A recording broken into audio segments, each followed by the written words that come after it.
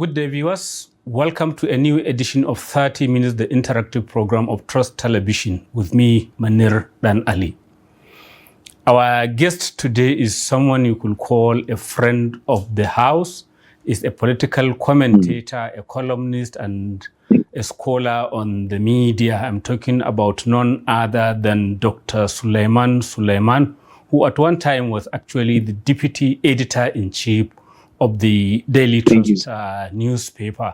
He currently writes a column, and I'm quite struck by his column of this particular Monday, where he's talking about Nigeria and shifting the discussion, because as you very well know, people have been talking about like Nigeria drifting into a one-party state kind of, with all the governors shifting into the ruling APC. So Dr. Suleiman Suleiman is here to explain to us why he thinks that it is more of a one-man state rather than even a one-man party. Dr. Suleiman Suleiman, welcome to the program. Thank you very much for having me, sir. It's an honor to be here with you. Thank you, Doctor. Why do you think, why are you flipping the argument? Why are you saying it's not just an issue of the one party, which many people have kind of acknowledged and are saying that, look, with all the drama that is going on, currently the latest of governors that is about to switch side is that of the state of Kano. And before him, there was the one of Plateau, the one of Taraba, and so many others. And it's all, the dice looks heavily loaded. But you are saying it's not just loaded in favor of one party, but rather of one man. How could that be the case? Yes. Thank you very much, sir. And first of all, let me say, it is my pleasure to appear on 30 Minutes. First of all, you are my boss, and also my senior person in the profession. So I'm pleased and honored to be on your show. As I was trying to argue in my article for today, a lot of people have been saying that Nigeria is going towards a one-party state. But my argument is the exact opposite of that. That we're not going to one party, we're actually in a one-man state already. If you look at the nature of Nigerian politics right now, you find that in 2022, that's a year before the election, by January 2022, a year before the 2023 election, there were a lot of activities already going on at this point. But right now, almost nothing is going on, not in the ruling party, not in the opposition. Nobody is doing anything because one person alone is in charge. The defections are happening. Yes, sir. Isn't that part of the activities that presage any election? You have all these defections. Yes, so that's part of the argument. The defections that are happening are not defections because people are making any kind of rational calculations about their political future. They are defecting precisely because they know that one person will decide their fate. So, for example, if you look at many of the governors that are defecting, are governors who don't need to defect to win an election. You know, governors defect from one party to another party if they are facing electoral or political threats at home. But in most cases, these are in Delta State, in Akwa Ibom State, in Kano State, that we are now hearing rumors that these are governors that don't really have any problems in terms of winning, in terms of having control over their states. So that means that we should be asking, why do they want to defect to the ruling party? That means they are defecting because the reason they are defecting is not an electoral one. Yes. Will it be because the ruling party has become like a steamroller that you either get out of the way or it just rolls over you and your party doesn't matter? So exactly like that, except that it is not the ruling party per se, but one person, the president, Tinubu. Because if it is ruling party, if you look at the way the former national chairman of the APC was removed, he was reportedly just say, okay, resign now, and then and that's it. Which one are you talking the about? Party because two does different not party exist. chairmen resigned. Abdullahi Yes. Adamu and Abdullahi Ganduje, the two Abdullahis. Which one are you referring to? No, I mean Abdullahi Ganduje, but also, both of them actually. Both of them actually. In fact, the case of Abdullahi Adamu actually precedes and should have warned Nigerians about what was coming, because it only precedes the situation with Dr. Abdullahi Ganduje when his time came.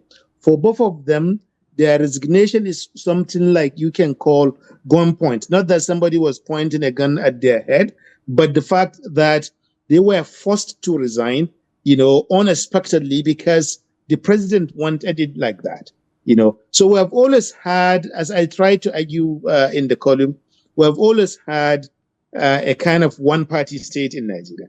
One-party state has always dominated Nigerian politics, I would like to, in the 16 years that, okay. I would like to step in there to say, even in the very first president, that is Olusegun Obasanjo, quite a number of the party chairmen left, from Solomon Lar to the minister who died recently, the former minister Audu Ogbe. Yes, Audu Ogbe, yes. So you are right in the sense that this thing has been going on, but are you arguing that now President Tinubu has more or less perfected it to the extent that he's now the real African strong man that is the master of all his surveys? Thank you. That's exactly the argument I'm making. That, under Obasanjo, of course, nobody can doubt that President Obasanjo was in full control of the PDP, was in full control of the country. Nobody could doubt this. But even within the PDP, for example, you gave an example of Solomon Lar. There were a lot of leaders within the PDP whom, of course, they were chased out of the PDP towards the end, but they didn't leave in a way, silence. Oh, I am sick, and that's it. They fought, and that fight was in public, and that fight was democratic. Because it ensured that the president was facing some pressures. It ensured that at least the president, Obasanjo at the time, knew that he was not the only man standing. But right now, there's no person in Nigeria that is engaging the president, that is engaging his party. Almost everybody has surrendered, and in my view, they have not surrendered because they wanted to surrender. They have been surrendered precisely because they have been compelled to surrender. So that's why I'm saying it's a one-man state rather than a one-party state, yes. But how come the political actors are not admitting it?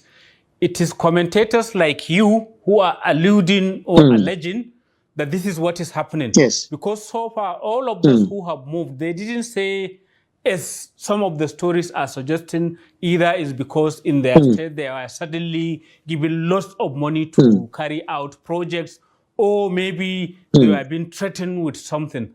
How come there is this almost near radio silence as to the real reasons why there is this mass movement? Thank you, sir. It has to do with fear, because the reality is that the president, President Bola Tinubu, holds the reins of power across all strata of Nigerian society right now. And he uses that power, and in some cases, possibly even abuses that power towards the 2027 election. There's nothing that matters to the president other than winning the 2027 election. That's what I believe in, and that's what I've written in many occasions. But with regards to the political actors, the other political actors in the system, the reason why they are not talking is precisely because of the fear factor. Because there's something hand, Dr. Suleiman. Yes, please. We don't see his hand. I cannot hear you, yes. We don't see the president's hand. There are only allegations from maybe analysts like you, We don't see where either President Tinubu whispered to Mufwang to say you must move, and he marched according to the order given. We saw him moving and saying that actually for once they want to belong to the federally aligned party. To the ruling party APC. That's correct. But that's exactly how it works. It's a demonstration effect. It started, most effectively, in my view, from the Delta State governor. After, you remember that this deputy for Vice President Atiku in 2023 election, somebody, is it Yakowa? That is Okowa, the former governor of the state, who was picked by the EFCC and who was slammed with a number of charges. The moment, and then he now so in November, exactly. So I even followed the exact date of this situation. So the moment the EFCC grabbed him, and then they said that he was charged with about 1 trillion naira accusations. His attorney general and a few other officials of his state, commissioner of finance and so on, were quickly rounded up and so on. And then a few months after that, the next thing we heard was that he was decamping from the PDP to the APC. And remember, Delta State has been in PDP since 1999. Nobody except Peter Obi has won presidential election in Delta State other than a PDP candidate from 1999, 2003, 2007, 2011, 2015, 2019, 2023. Only Peter Obi broke that cycle. So, but it's more or less you now have a situation where the governor and yes, please. Is what I'm saying is that it's exactly the trend in Taraba and Plateau State. They've always been PDP until this sudden movement. Yes. That's exactly the demonstration effect that we're talking about. The issue, as I said in my article, there is this snare and fang of the EFCC. The EFCC can say this is coincidence. It can say that, no, this is not true. People have cases against them. That's why they are, and that's a fact because the people always have cases against them. But the reality is that the fight or those who have been rounded up is entirely selective. You are either a former governor or a current governor, or you are an aspiring governor. That's how it looks like. That's the argument that I made in my paper. And it has that demonstration effect that unless you want to be, or you're on the side of the government, chances are that you are also going to be rounded up. So that fear factor is there. Secondly, there is the ruling by the Supreme Court. Can I come in there? The former Attorney General, Abubakar Malami, who is currently facing charges about properties that he may have illegally acquired and what have you, running into hundreds of billions. He was accusing the EFCC, just as you are, that maybe there's been a personal axe that the current chairman has to grind with him. But the chairman of the EFCC has come out to dismiss that and say, actually, I inherited this case. Like many old cases, if we go back in history of the EFCC, even Bola Tinubu, the current president, Nuhu Ribadu, the current NSA, used to allege that he will haul him into jail. But now he's serving him as the NSA. As NSA, yes. What normally happens in the cycle of anti-corruption probes normally follow immediately in the cycle of elections. When people leave office and a new government comes in, especially if it is a new government of a different party, what normally happens is that they will embark on probing that government. Sometimes it doesn't matter whether it's actually the same party. 2007, 2008, Yar'Adua probing Obasanjo government. Buhari coming to probe Jonathan government. Indeed, Jonathan actually probed some of the issues under the Yar'Adua government. But now you see that, one, it is kind of strategic. a selective kind of people who all of whom or most of whom had played a role in the 2023 election on the opposition side, and looking to play similar roles on the opposition side still, or people who are aspiring to also play a role in 2027. These are the kinds of people. So there is the entire idea of anti-corruption is too close to the election period to not be mixed with the election. For example, if the EFCC inherited the Malami case, why wait until now? The best place, the best period to... There, but yes, I would like to pause you there to enable us to go on a short break and resume the conversation immediately thereafter. Thank you. Viewers, thank you. It is 30 minutes, the interactive program of Trust Television. And our guest today is Dr. Suleiman Suleiman, a political commentator and a columnist, as well as an academic.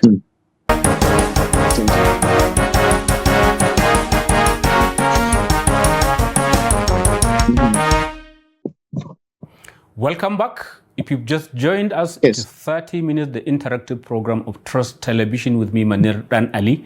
Our guest today is Dr. Suleiman Suleiman, an academic who has made it his business to also be a political commentator, a columnist, and someone who's been observing the Nigerian political scene. Doctor, what about the National Assembly? I know you did raise that. Why isn't the National Assembly playing its role in checking what you are implying is the excesses of one man, the president? Thank you. Thank you. There are many factors, some of which one cannot explain because of incomplete information. Because number one, nobody expected the National Assembly to turn out to be the way it is now.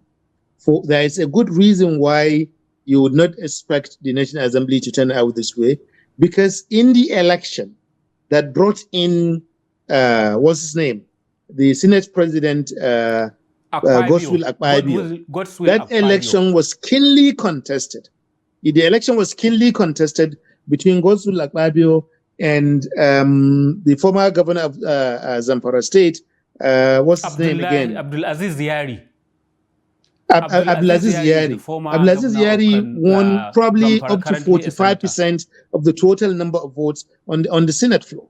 So you expected that there is at least one strong person in the Senate who has the support of almost half of the Senate, and who at the point was independent, at least was not on the side of the president, because it was clear that Godswill Akpabio was on the side of the president. So the reason why going forward, there was some kind of capitulation from the Abdulaziz Yari side, because this is exactly what happened in 1999.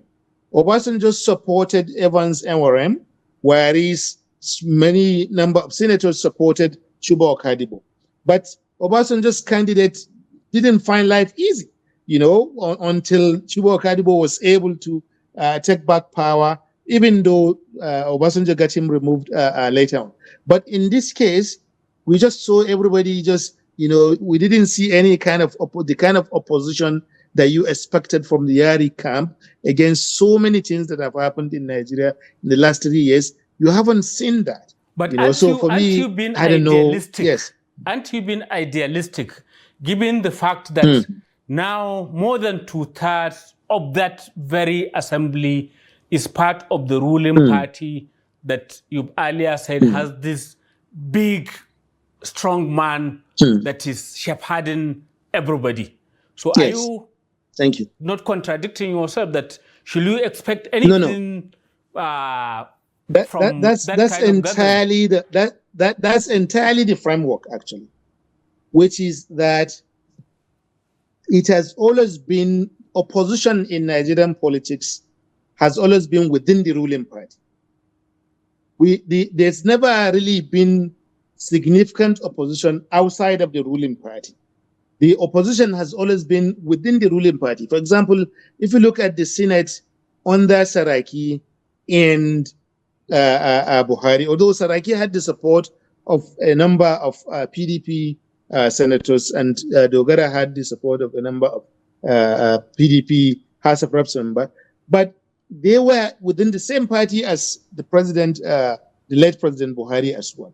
But they were also, there was that loggerhead once in a while between them. Sometimes it even boiled down to the surface. The same thing with Obasanjo.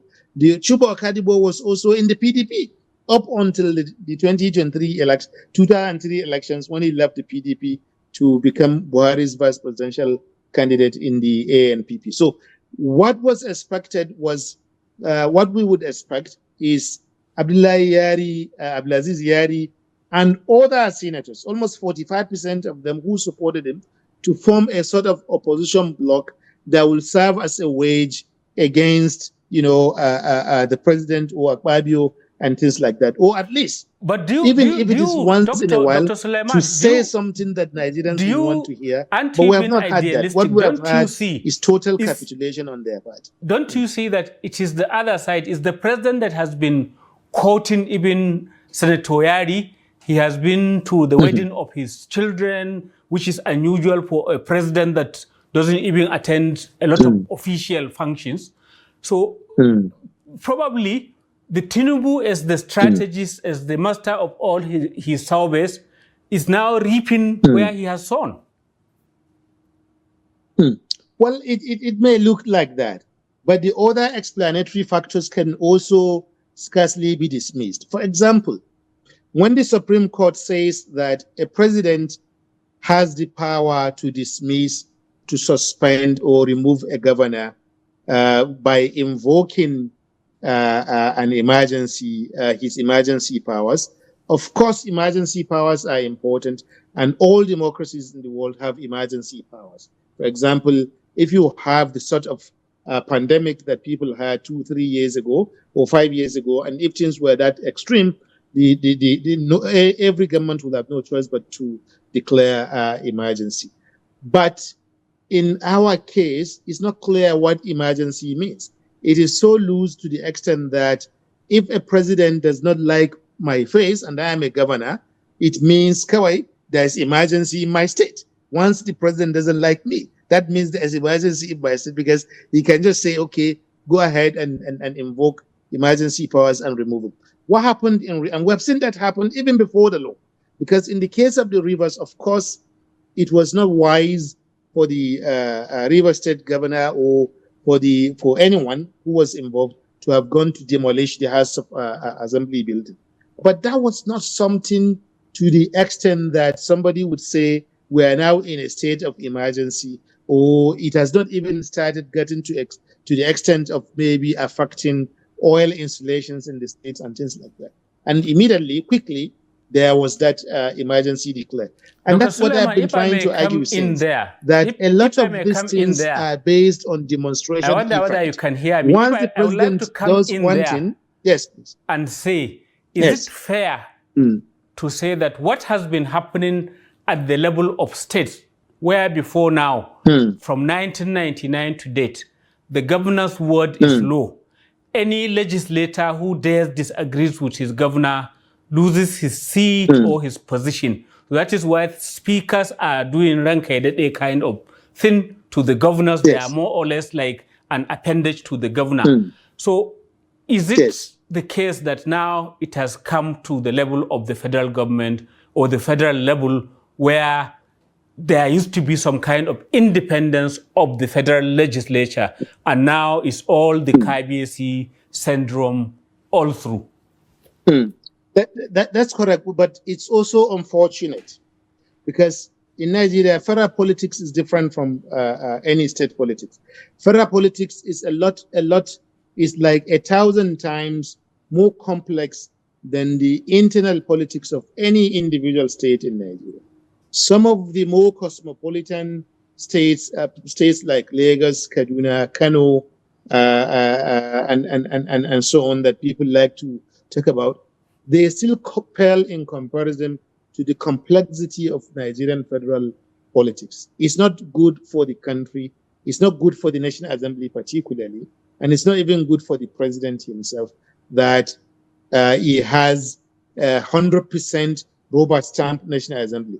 A National Assembly that will approve anything that he brings in, even before he tables it to them. You know, can I come in there, because we are running out of time? Yes. We are running out of time, and I want us to briefly touch on the civil society, the media, and other players within the Nigerian system. Is it state capture, or is it capitulations? Even the unions, that they are not flexing muscle, they are not playing their role to make sure that there is this kind of checks and balance, and Nigeria wins at the end of it all. It's quite surprising, almost shameful, particularly with civil society and the mass and the media. What happened in Nigeria towards the end of last year about the National Assembly made a law, and then that law was changed and supplanted by something else. I cannot remember anywhere it has happened in the world. It's a serious issue.